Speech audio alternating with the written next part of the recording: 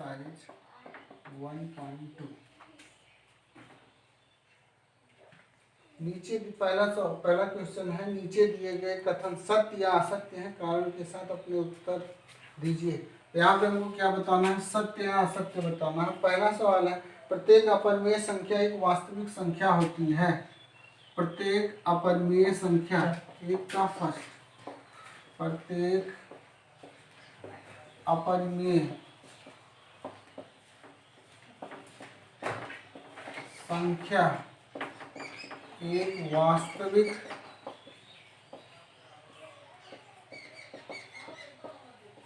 संख्या होती है। प्रत्येक अपरिमेय संख्या एक वास्तविक संख्या होती है। तो सबसे पहले हम जानते हैं वास्तविक संख्या बराबर, देखिए क्या होता है, वास्तविक संख्या के दो भाग होते हैं।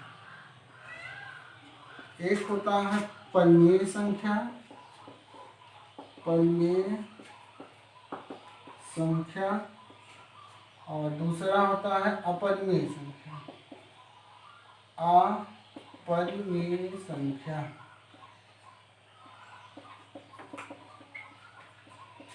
अब सवाल यहाँ पे हम देखते हैं इसको, प्रत्येक अपरिमेय संख्या एक वास्तविक संख्या होती है। ये जो अपरिमेय संख्या है ये एक वास्तविक संख्या है, क्योंकि वास्तविक संख्या के दो पार्ट हुए हैं, एक परिमेय संख्या एक अपरिमेय संख्या। तो जो अपरिमेय संख्या होगी इसको हम कह सकते हैं कि ये अपरिमेय संख्या जो है ये वास्तविक संख्या है। तो यहाँ पे पहला जो है ऑप्शन ये है, प्रत्येक अपरिमेय संख्या एक वास्तविक संख्या है।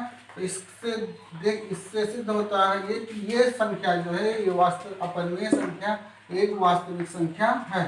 तो ये कथन जो हुआ ये कथन आपका सत्य है। क्या है ये, सत्य है। पहला कथन सत्य हो गया। फिर दूसरा है, संख्या रेखा का प्रत्येक बिंदु यम के रूप का होता है।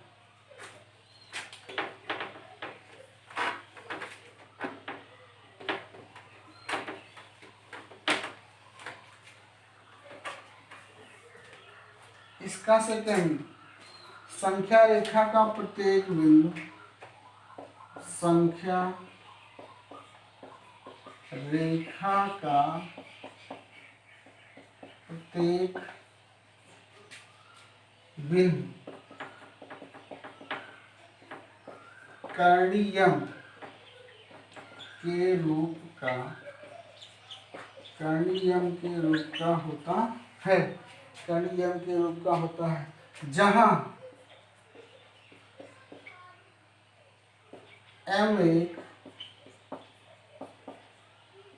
प्राकृत संख्या है। तो यहाँ पे भी हमको सत्य असत्य ही बताना है। संख्या रेखा का प्रत्येक बिंदु करणीयम के रूप का होता है। तो संख्या रेखा की बात कर रहा है, संख्या रेखा ये हो गया 0 1 2 3, -1 -2 -3, इधर इनफाइनाइट इधर इनफाइनाइट। संख्या रेखा का प्रत्येक बिंदु करणीयम के रूप का होता है जहां यम एक प्राकृतिक संख्या है। यहाँ पे अगर हम -2 रख देते हैं अंडर रूट के अंदर में -2, तो इसका वर्गमूल तो एक प्राकृतिक संख्या नहीं बनेगी।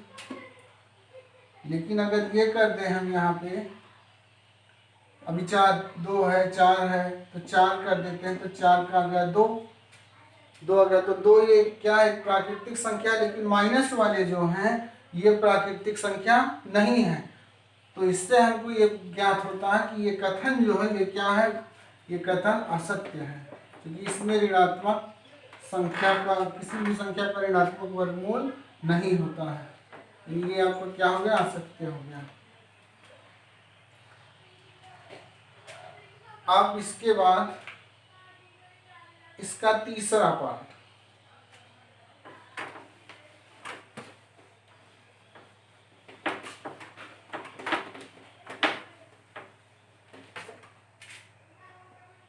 तीसरा, प्रत्येक वास्तविक संख्या एक अपरिमेय संख्या होती है।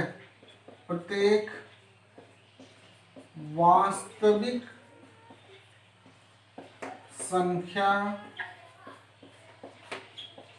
एक अपरिमेय संख्या होती है। प्रत्येक वास्तविक संख्या एक अपरिमेय संख्या होती है। तो प्रत्येक वास्तविक संख्या अभी हम अगले वीडियो में बता चुके हैं कि यहाँ पे वास्तविक संख्या के दो पार्ट होते हैं। वास्तविक संख्या यह हो गया, एक होता है परिमेय संख्या, एक होता है परिमेय संख्या और दूसरा होता है अपरिमेय संख्या। अपरिमेय संख्या। अब एक बार कथन को हम पढ़ते हैं। प्रत्येक वास्तविक संख्या एक अपरिमेय संख्या होती है। प्रत्येक वास्तविक संख्या इस संख्या की बात कर रहे हैं। प्रत्येक वास्तविक संख्या एक अपरिमेय संख्या होती है।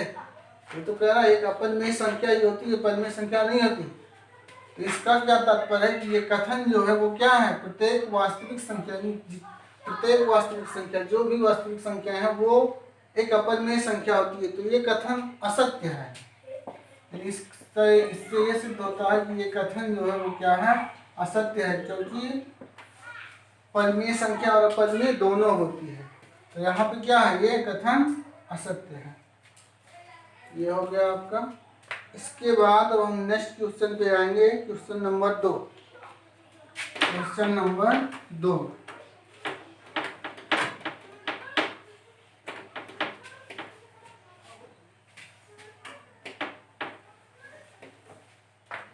क्या सभी धनात्मक पूर्णांकों का वर्गमूल अपरिमेय होता है? यदि नहीं तो एक ऐसी संख्या के वर्गमूल का उदाहरण दीजिए जो एक परिमेय संख्या है। क्या सभी धनात्मक पूर्णांकों का वर्गमूल अपरिमेय होता है? तो क्या सभी धनात्मक पूर्णांकों का वर्गमूल एक अपरिमेय होता है? तो यहाँ पे हम लिखेंगे नहीं। क्या लिखेंगे? नहीं। दूसरे में हम लिखेंगे नहीं। क्या सभी धनात्मक पूर्णांकों का वर्गमूल, क्या सभी धनात्मक पूर्णांकों के वर्गमूल अपरिमेय होता है? तो यहाँ पे लिखेंगे नहीं। अब नहीं के बाद वो कह रहा है कि उदाहरण, यदि नहीं तो एक ऐसी संख्या का वर्गमूल के उदाहरण दीजिए जो एक परिमेय संख्या है। जैसे जो एक परिमेय संख्या है, तो यहाँ पे हम लिख सकते हैं 4। जैसे 4 का वर्गमूल कितना हो गया? 2। 4 का वर्गमूल कितना हो गया? 2।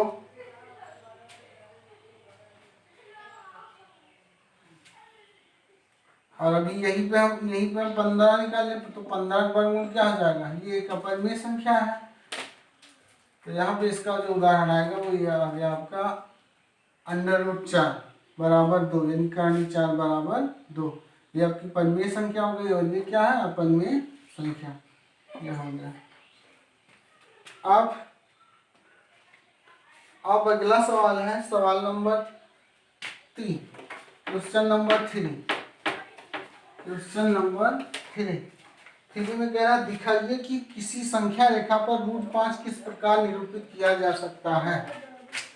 √5 किस प्रकार निरूपित किया जा सकता है संख्या रेखा पर? तो सबसे पहले हम संख्या रेखा बना लेंगे। यहाँ पे संख्या रेखा 0, इस बिंदु का नाम होगा, इसका नाम और बड़ा कर लीजिए, इसका नाम 1, इसका नाम 2, इसका नाम 3, ये हो गया। अब यहाँ पे हम पाइथागोरस का नियम पढ़ चुके हैं। होता क्या है? कर्ण का वर्ग बराबर लंब का वर्ग प्लस आधार का वर्ग। तो यहाँ पे हमको √5 बनाना है। तो यहाँ पे हम 5 बराबर क्या लिख सकते हैं? 4 + 1।